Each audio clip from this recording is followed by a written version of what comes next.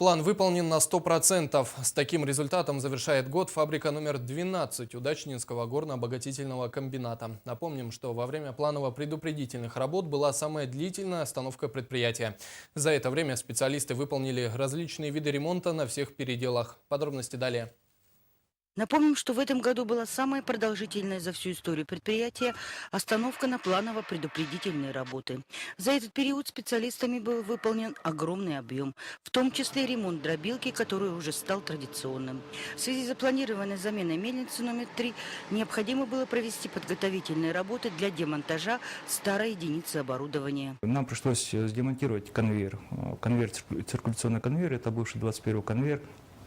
Циркуляция в первой очереди. То есть мы разобрали вплоть конвейера, вплоть до конвейерного става. То есть эта работа была по родоподготовке сделана именно чтобы обеспечить нормальный демонтаж и монтаж новой мельницы. Большие объемы были проведены по бункерам передоизмельчительного оборудования. Практически весь период остановки у нас там работали строители, монтажники. В цехе рудоподготовки произведен ремонт металлоконструкций. Что касается участка обогащения, то там также проделана колоссальная работа. Занимались работами и в том числе на перспективу. Это разбирали конвейерный став на циркуляции. Также произведена замена основных винтовых сепараторов, которые были изготовлены силами УРСЦ. В данный момент они уже находятся в работе и показывают более чем хорошие результаты. Если в 2013 году и до остановки испытывали трудности в качестве работы данного передела, сейчас потерь здесь практически нет. Это говорит о том, что ремонтные работы были проведены качественно.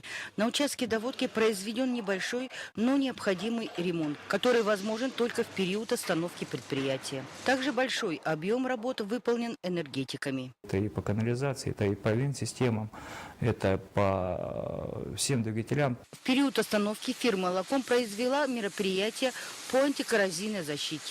Специалистами было освоено около 12 тысяч квадратных метров. Со слов начальника обогатительной фабрики номер 12 Удачнинского ГОКа Вадима Рудометкина, все запланированные работы к запуску предприятия под полную загрузку были выполнены. Также в этом году было опробовано 47 тысяч тонн руды подземного рудника «Удачный». Можно сказать о том, что качественные показатели мы на этой руде, несмотря на сложности, выполнили. Но я думаю, выполнять будем. Руда, конечно, интересная. Все это наше будущее, от него никуда не денешься, поэтому будем подстраиваться и отрабатывать технологию. Руководство обогатительной фабрики номер 12 Удачнинского ГОКа всегда уделяло и уделяет повышенное внимание профилактической работе в плане поддержания здоровья работников. В настоящий момент ведется ремонт бытовых помещений и столовой. Несмотря на все трудности, 2014 год для трудового коллектива предприятия смело можно назвать успешным.